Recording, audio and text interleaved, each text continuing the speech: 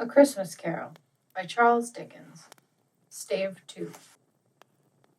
The first of the three spirits. When Scrooge awoke, it was dark, that looking out of bed, he could scarcely distinguish the transparent window from the opaque walls of his chamber. He was endeavoring to pierce the darkness with his ferret eyes when the chimes of a neighboring church struck the 4 quarters. So he listened for the hour. To his great astonishment, the heavy bell went on from 6 to 7, and from 7 to 8, and regularly up to 12, and then stopped. 12! It was past 2 when he got to bed. The clock was wrong. An icicle must have got into the works. 12! He touched the spring of his repeater to correct this most preposterous clock. Its rapid little pulse beat 12 and stopped. "Why, it isn't possible," said Scrooge, "that I can have slept through a whole day and far into another night. It isn't possible that anything has happened to the sun, and this is 12 at noon." The idea being an alarming one, he scrambled out of bed and groped his way to the window. He was obliged to rub the frost off with the sleeve of his dressing gown before he could see anything, and could see very little then. All he could make out was that it was still very foggy and extremely cold, and that there was no noise of people running to and fro, and making a great stir, as there unquestionably would have been if night had beaten off bright day and taken possession of the world. This was a great relief, because 3 days after sight of this first of exchange pay to Mr. Ebenezer Scrooge or his order, and so forth, would have become a mere United States security if there were no days to count by. Scrooge went to bed again, and thought, and thought, and thought it over and over and over, and could make nothing of it. The more he thought, the more perplexed he was, and the more he endeavored not to think, the more he thought. Marley's ghost bothered him exceedingly. Every time he resolved within himself, after a mature inquiry, that it was all a dream, his mind flew back again, like a strong spring released to its first position, and presented the same problem to be worked all through. Was it a dream or not? Scrooge lay in this state until the chime had gone 3 quarters more, when he remembered on a sudden that the ghost had warned him of a visitation when the bell tolled 1. He resolved to lie awake until the hour was past, and considering that he could no more go to sleep than to heaven, this was perhaps the wisest resolution in his power. The quarter was so long that he was more than once convinced he must have sunk into a doze unconsciously, and missed the clock. At length it broke upon his listening ear. "Ding-dong." "Quarter past," said Scrooge, counting. "Ding-dong." "Half-past," said Scrooge. "Ding-dong." "A quarter to it," said Scrooge. "Ding-dong." "The hour itself," said Scrooge triumphantly, "and nothing else." He spoke before the hour bell sounded, which it now did with a deep, dull, hollow, melancholy one. Light flashed up in the room upon the instant, and the curtains of his bed were drawn. The curtains of his bed were drawn aside, I tell you, by a hand. Not the curtains at his feet, nor the curtains at his back, but those to which his face was addressed. The curtains of his bed were drawn aside, and Scrooge, starting up into a half-recumbent attitude, found himself face to face with the unearthly visitor who drew him, as close to it as I am now to you, and I am standing in the spirit at your elbow. It was a strange figure, like a child, yet not so like a child as like an old man, viewed through some supernatural medium, which gave him the appearance of having receded from the view and being diminished to a child's proportions. Its hair, which hung about its neck and down its back, was white as if with age, and yet the face had not a wrinkle in it, and the tenderest bloom was on the skin. The arms were very long and muscular, the hands the same, as if its hold were of uncommon strength.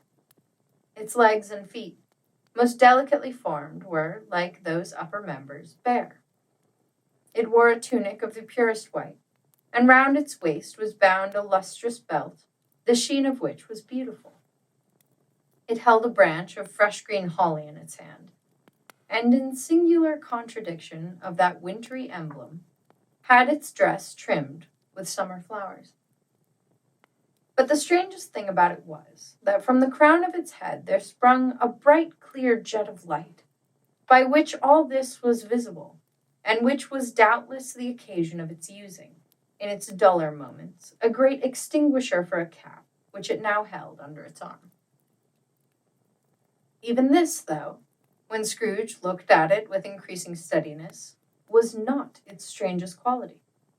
For as its belt sparkled and glittered now in one part and now in another, and what was light one instant at another time was dark, so the figure itself fluctuated in its distinctness, being now a thing with one arm, now with one leg, now with 20 legs, now a pair of legs without a head, now a head without a body, of which dissolving parts no outline would be visible in the dense gloom wherein they melted away. And in the very wonder of this, it would be itself again, distinct and clear as ever. "Are you the spirit, sir, whose coming was foretold to me?" asked Scrooge. "I am."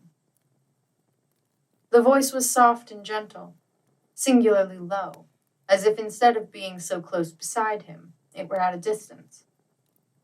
"Who and what are you?" Scrooge demanded.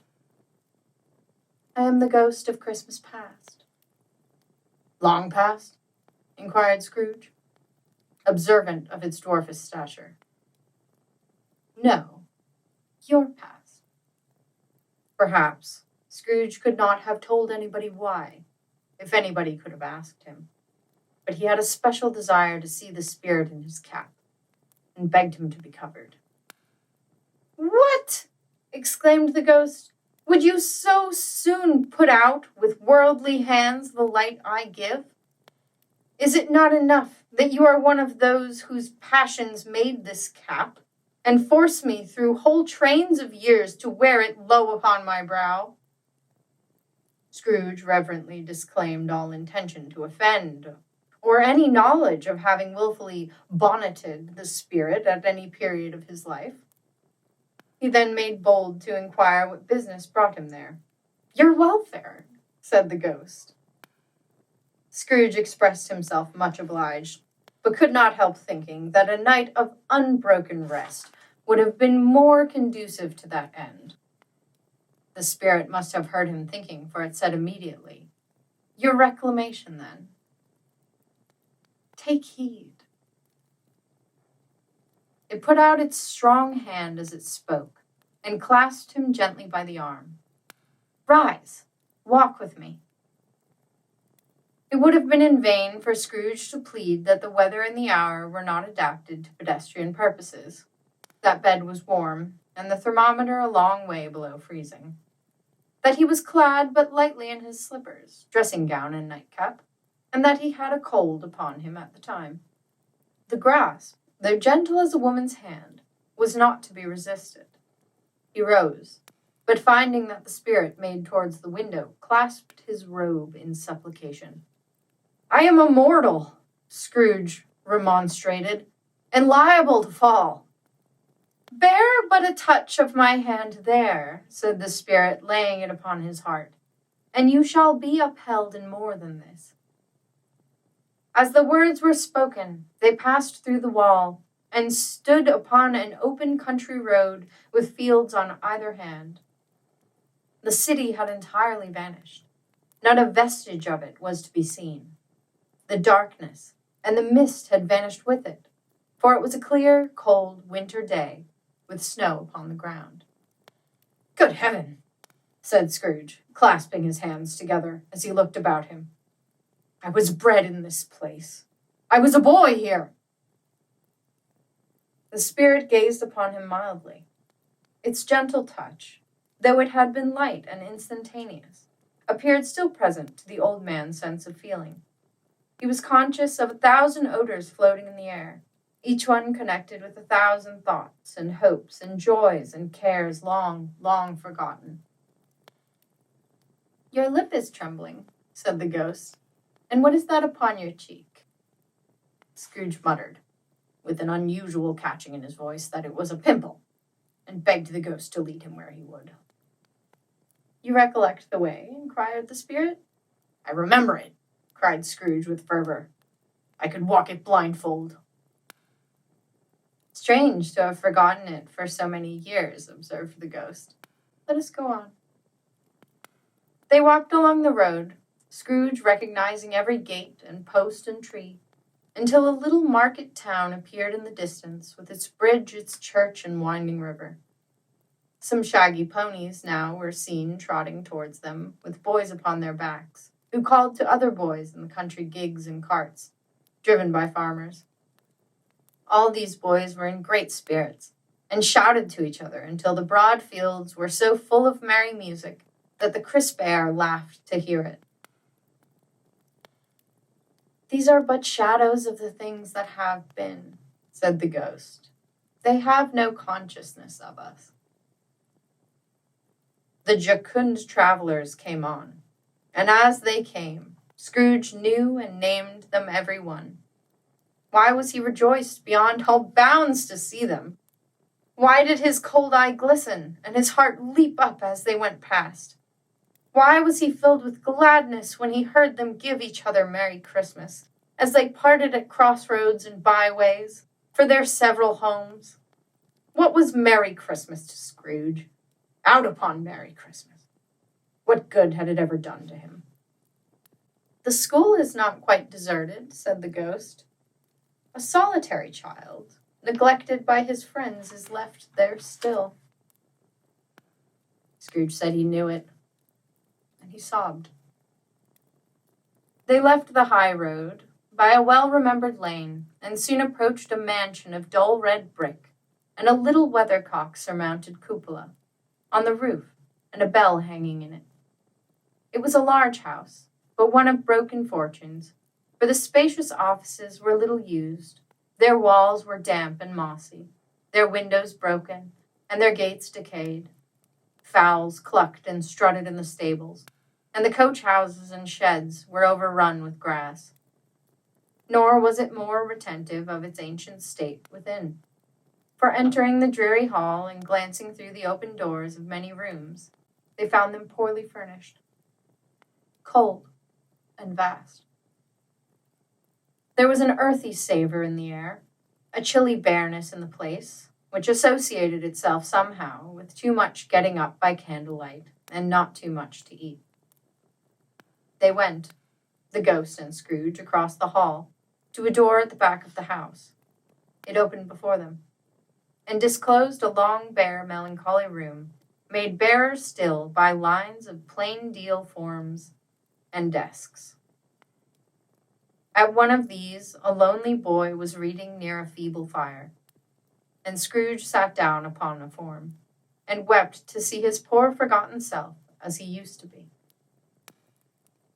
Not a latent echo in the house, not a squeak and scuffle from the mice behind the paneling, not a drip from the half-thawed water-spout in the dull yard behind, not a sigh among the leafless boughs of one despondent poplar, not the idle swinging of an empty storehouse door, no, not a clicking in the fire, but fell upon the heart of Scrooge with a softening influence, and gave a freer passage to his tears.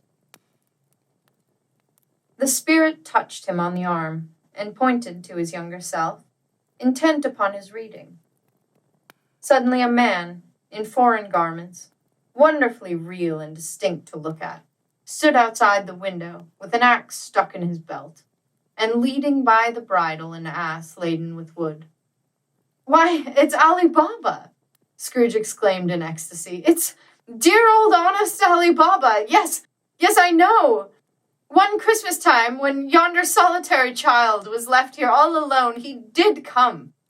For the first time, just like that. Poor boy. "And Valentine," said Scrooge. "His wild brother, Orson. There they go! And what's his name, who was put down in his drawers asleep at the gate of Damascus? Don't you see him? And the Sultan's groom turned upside down by the genie. There he is upon his head. Serve him right. I'm glad of it. What business had he to be married to a princess?" To hear Scrooge expending all the earnestness of his nature on such subjects, in a most extraordinary voice, between laughing and crying, and to see his heightened and excited face, would have been a surprise to his business friends in the city indeed. "There's the parrot!" cried Scrooge. "Green body and yellow tail, with a thing like a lettuce growing out of the top of his head. There he is! Poor Robin Crusoe, he called him, when he came home after sailing round the island. Poor Robin Crusoe, where have you been, Robin Crusoe?" The man thought he was dreaming, but he wasn't. It was the parrot, you know. There goes Friday, running for his life to the little creek. "Halloa! Whoop! Halloo!" Then, with a rapidity of transition very foreign to his usual character, he said, in pity of his former self, "Poor boy," and cried again. "I wish," Scrooge muttered, putting his hand in his pocket and looking about him after drying his eyes with his cuff. "But it's too late now." "What is the matter?" said the spirit. "Nothing," said Scrooge, "nothing. There was a boy singing a Christmas carol at my door last night. I should like to have given him something, that's all." The ghost smiled thoughtfully and waved its hand, saying as it did so, "Let us see another Christmas." Scrooge's former self grew larger at the words, and the room became a little darker and more dirty. The panels shrunk, the windows cracked, fragments of plaster fell out of the ceiling, and the naked laths were shown instead. But how all this was brought about, Scrooge knew no more than you do. He only knew that it was quite correct, that everything had happened so, that there he was, alone again, when all the other boys had gone home for the jolly holidays. He was not reading now, but walking up and down despairingly. Scrooge looked at the ghost, and with a mournful shaking of his head, glanced anxiously towards the door. It opened, and a little girl, much younger than the boy, came darting in, and putting her arms about his neck, and often kissing him, addressed him as her dear, dear brother. "I have come to bring you home, dear brother," said the child, clapping her tiny hands and bending down to laugh. "To bring you home, home, home." "Home, little Fan?" returned the boy. "Yes," said the child, brimful of glee. "Home for good and all, home for ever and ever. Father is so much kinder than he used to be. That home's like heaven. He spoke so gently to me one dear night when I was going to bed, that I was not afraid to ask him once more if you might come home, and he said, yes, you should, and sent me in a coach to bring you. And you're to be a man," said the child, opening her eyes, "and are never to come back here. But first, we're to be together all Christmas long, and have the merriest time in all the world." "You are quite a woman, little Fan," exclaimed the boy. She clapped her hands and laughed, and tried to touch his head, but being too little, laughed again, and stood on tiptoe to embrace him. Then she began to drag him, in her childish eagerness, towards the door, and he, nothing loath to go, accompanied her. A terrible voice in the hall cried, "Bring down Master Scrooge's box there!" And in the hall appeared the schoolmaster himself, who glared on Master Scrooge with a ferocious condescension, and threw him into a dreadful state of mind by shaking hands with him. He then conveyed him and his sister into the veriest old well of shivering best parlor that ever was seen, where the maps upon the wall and the celestial and terrestrial globes in the windows were waxy and cold. Here he produced a decanter of curiously light wine, and a block of curiously heavy cake, and administered installments of those dainties to the young people. at the same time sending out a meager servant to offer a glass of something to the postboy, who answered that he thanked the gentleman, but if it was the same tap as he had tasted before, he had rather not. Master Scrooge's trunk being by this time tied on to the top of the chaise, the children bade the schoolmaster good-bye right willingly, and getting into it, drove gaily down the garden sweep, the quick wheels dashing the hoarfrost and snow off the dark leaves of the evergreens like spray. Always a delicate creature, whom a breath might have withered, said the ghost, but she had a large heart. So she had, cried Scrooge. You were right. I will not gainsay it, spirit. God forbid. She died a woman, said the ghost, and had, as I think, children. One child, Scrooge returned. True, said the ghost. Your nephew. Scrooge seemed uneasy in his mind and answered briefly, yes. Although they had but that moment left the school behind them, they were now in the busy thoroughfares of a city, where shadowy passengers passed and repassed, where shadowy carts and coaches battled for the way, and all the strife and tumult of a real city were. It was made plain enough, by the dressing of the shops, that here too it was Christmas time again. But it was evening, and the streets were lighted up. The ghost stopped at a certain warehouse door and asked Scrooge if he knew it. I know it, said Scrooge. Was I apprenticed here? They went in, at sight of an old gentleman in a Welsh wig, sitting behind such a high desk that if he had been 2 inches taller, he might have knocked his head against the ceiling. Scrooge cried in great excitement, Why, it's old Fezziwig! Bless his heart, it's Fezziwig alive again! Old Fezziwig laid down his pen and looked up at the clock, which pointed to the hour of 7. He rubbed his hands, adjusted his capacious waistcoat, laughed all over himself, from his shoes to his organ of benevolence, and called out in a comfortable, oily, rich, fat, jovial voice, Yo-ho there, Ebenezer! Dick! Scrooge's former self, now grown a young man, came briskly in, accompanied by his fellow prentice. Dick Wilkins, to be sure, said Scrooge to the ghost. Bless me, yes, there he is. He was very much attached to me, was Dick. Poor Dick. Dear, dear. Yo-ho, my boys, said Fezziwig. No more work tonight. Christmas Eve, Dick. Christmas, Ebenezer. Let's have the shutters up, cried old Fezziwig, with a sharp clap of his hands, before a man can say Jack Robinson. You wouldn't believe how those two fellows went at it. They charged into the street with the shutters, 1, 2, 3, had 'em up in their places, 4, 5, 6, barred 'em and pinned 'em, 7, 8, 9, and came back before you could have got to 12, panting like racehorses. Hilly-ho! cried old Fezziwig, skipping down from the high desk with a wonderful agility. Clear away, my lads, and let's have lots of room here. Hilly-ho, Dick! Cheer up, Ebenezer! Clear away! There was nothing they wouldn't have cleared away, or couldn't have cleared away, with old Fezziwig looking on. It was done in a minute. Every movable was packed off, as if it were dismissed from public life forevermore.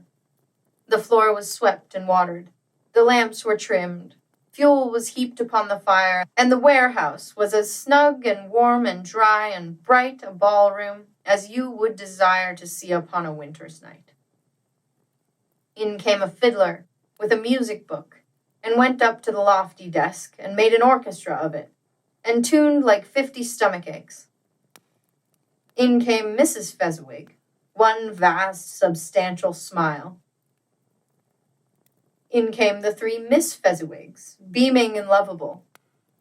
In came the 6 young followers whose hearts they broke.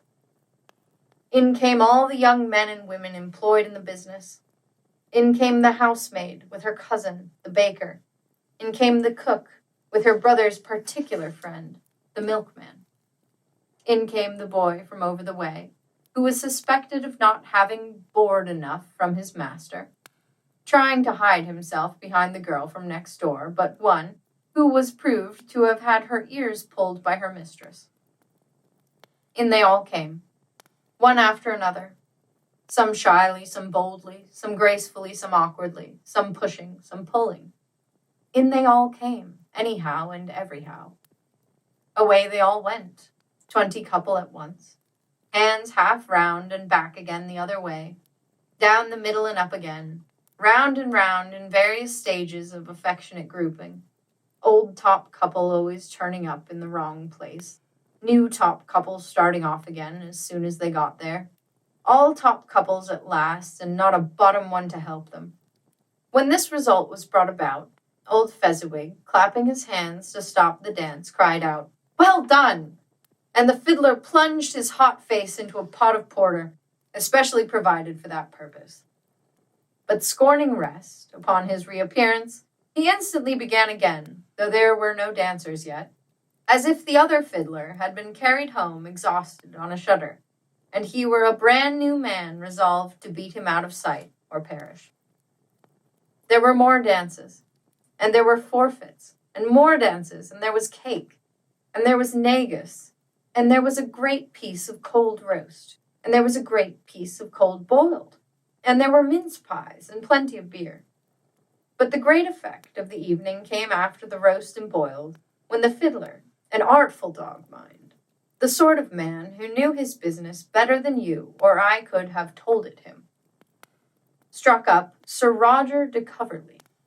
Then old Fezziwig stood out to dance with Mrs. Fezziwig, top couple too, with a good stiff piece of work cut out for them. 3 or 4 and 20 pair of partners, people who were not to be trifled with, people who would dance, and had no notion of walking. But if they had been twice as many, 4 times, old Fezziwig would have been a match for them, and so would Mrs. Fezziwig. As to her, she was worthy to be his partner in every sense of the term. If that's not high praise, tell me higher and I'll use it. A positive light appeared to issue from Fezziwig's calves. They shone in every part of the dance like moons. You couldn't have predicted at any given time what would have become of them next. And when old Fezziwig and Mrs. Fezziwig had gone all through the dance, advance and retire, both hands to your partner, bow and curtsy, corkscrew, thread the needle, and back again to your place. Fezziwig cut so deftly that he appeared to wink with his legs, and came upon his feet again without a stagger. When the clock struck 11, this domestic ball broke up. Mr. and Mrs. Fezziwig took their stations, one on either side of the door, and shaking hands with every person individually as he or she went out, wished him or her a Merry Christmas. When everybody had retired but the 2 prentices, they did the same to them, and thus the cheerful voices died away, and the lads were left to their beds, which were under a counter in the back shop. During the whole of this time, Scrooge had acted like a man out of his wits. His heart and soul were in the scene, and with his former self. He corroborated everything, remembered everything, enjoyed everything, and underwent the strangest agitation. It was not until now, when the bright faces of his former self and Dick were turned from them, that he remembered the ghost, and became conscious that it was looking full upon him, while the light upon its head burned very clear. "A small matter," said the ghost, "to make these silly folks so full of gratitude." "Small," echoed Scrooge. The spirit signed to him to listen to the 2 apprentices, who were pouring out their hearts in praise of Fezziwig, and when he had done so, said, "Why, is it not? He has spent but a few pounds of your mortal money, 3 or 4 perhaps. Is that so much that he deserves this praise?" "It isn't that," said Scrooge, heated by the remark, and speaking unconsciously like his former, not his latter self. "It isn't that, spirit. He has the power to render us happy or unhappy, to make our service light or burdensome. a pleasure or a toil. Say that his power lies in words and looks, in things so slight and insignificant that it is impossible to add and count him up. What then? The happiness he gives is quite as great as if it cost a fortune. He felt the spirit's glance and stopped. What is the matter? Asked the ghost. Nothing particular, said Scrooge. Something, I think, the ghost insisted. No, said Scrooge, no. I should like to be able to say a word or two to my clerk just now, that's all. His former self turned down the lamps as he gave utterance to the wish, and Scrooge and the ghost again stood side by side in the open air. My time grows short, observed the spirit. Quick! This was not addressed to Scrooge, or to anyone whom he could see, but it produced an immediate effect, for again Scrooge saw himself. He was older now, a man in the prime of life. His face had not the harsh and rigid lines of later years, but it had begun to wear the signs of care and avarice. There was an eager, greedy, restless motion in the eye, which showed the passion that had taken root and where the shadow of the growing tree would fall. He was not alone, but sat by the side of a fair young girl in a mourning dress, in whose eyes there were tears, which sparkled in the light that shone out of the ghost of Christmas past. It matters little, she said softly. To you, very little. Another idol has displaced me, and if it can cheer and comfort you in time to come, as I would have tried to do, I have no just cause to grieve. What idol has displaced you?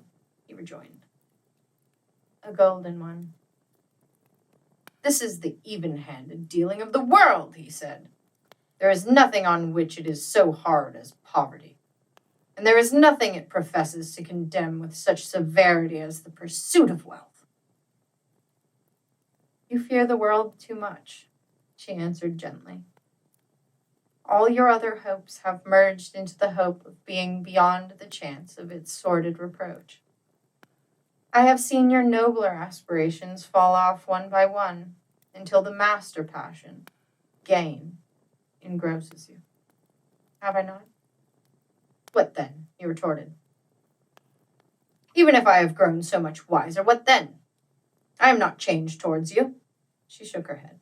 Am I? Our contract is an old one.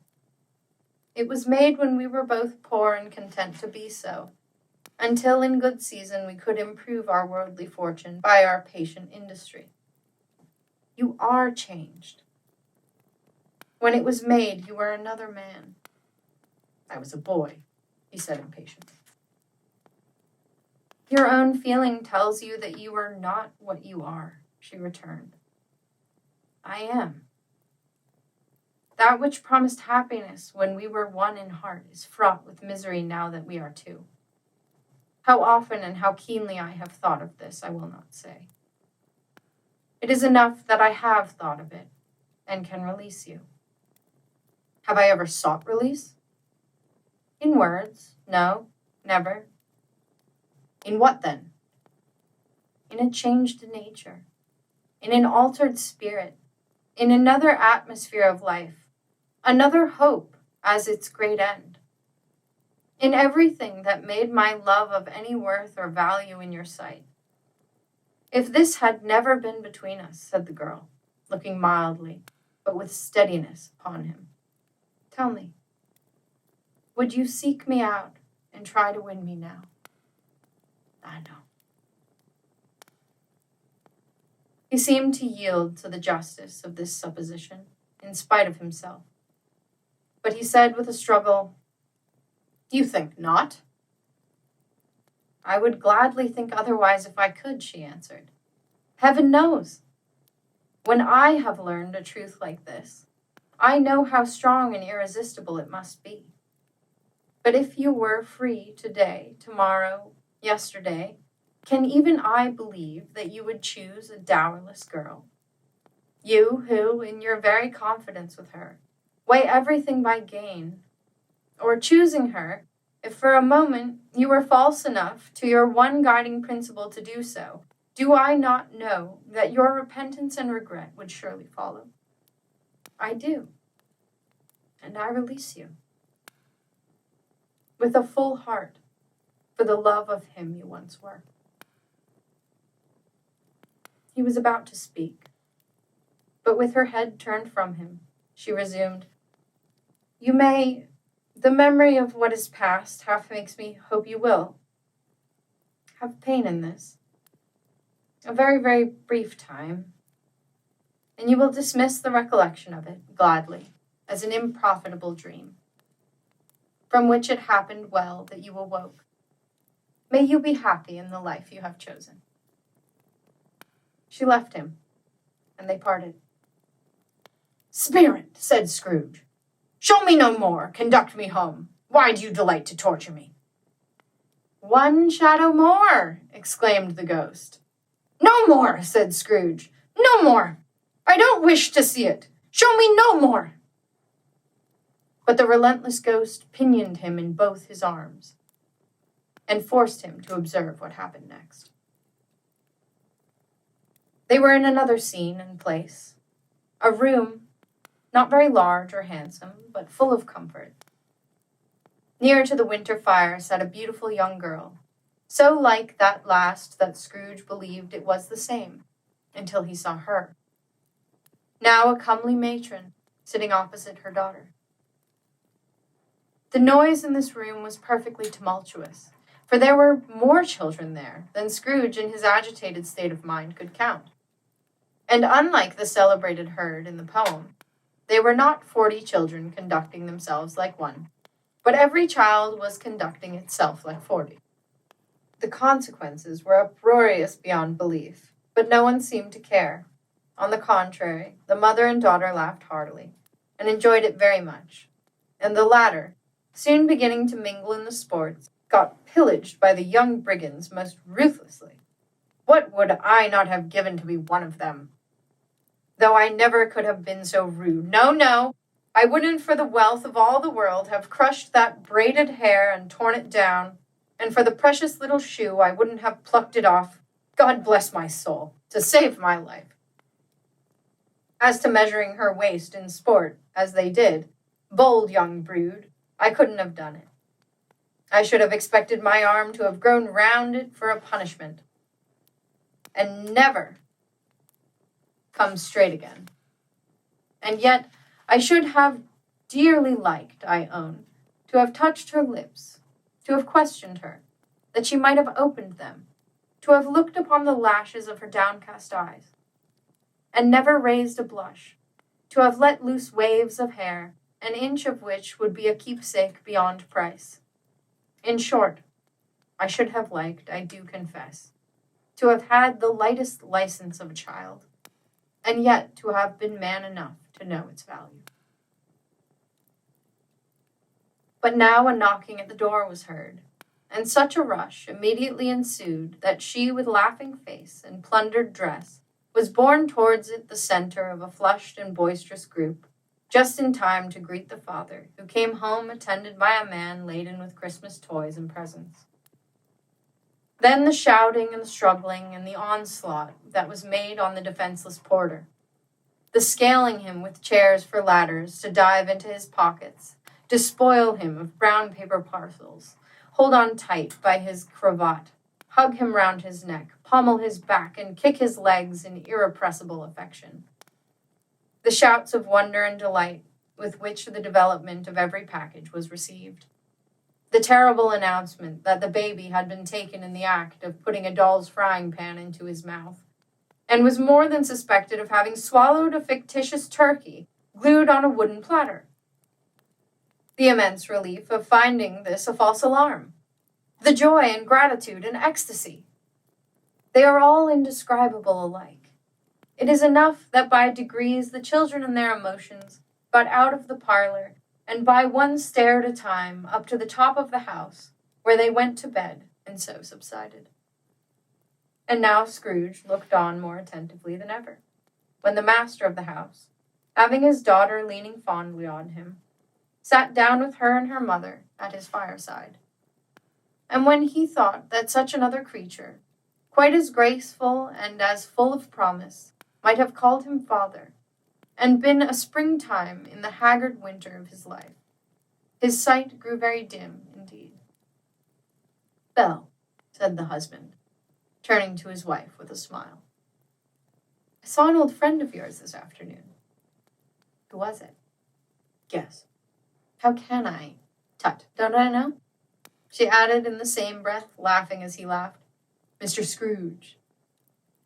Mr. Scrooge it was. I passed his office window, and as it was not shut up, he had a candle inside, I could scarcely help seeing him. His partner lies upon the point of death, I hear, and there he sat alone, quite alone in the world, I do believe. "Spirit," said Scrooge in a broken voice, "remove me from this place." "I told you these were shadows of the things that have been," said the ghost. "That they are what they are, do not blame me." "Remove me!" Scrooge exclaimed. "I cannot bear it." He turned upon the ghost, and seeing that it looked upon him with a face, in which, in some strange way, there were fragments of all the faces it had shown him, wrestled with it. "Leave me! Take me back! Haunt me no longer!" In the struggle, if that can be called a struggle in which the ghost, with no visible resistance on its own part, was undisturbed by any effort of its adversary, Scrooge observed that its light was burning high and bright, and dimly connecting that with its influence over him, he seized the extinguisher cap and by a sudden action pressed it down upon its head. The spirit dropped beneath it, so that the extinguisher covered its whole form. But though Scrooge pressed it down with all his force, he could not hide the light, which streamed from under it in an unbroken flood upon the ground. He was conscious of being exhausted and overcome by an irresistible drowsiness, and further, of being in his own bedroom. He gave the cap a parting squeeze, in which his hand relaxed, and had barely time to reel to bed before he sank into a heavy sleep.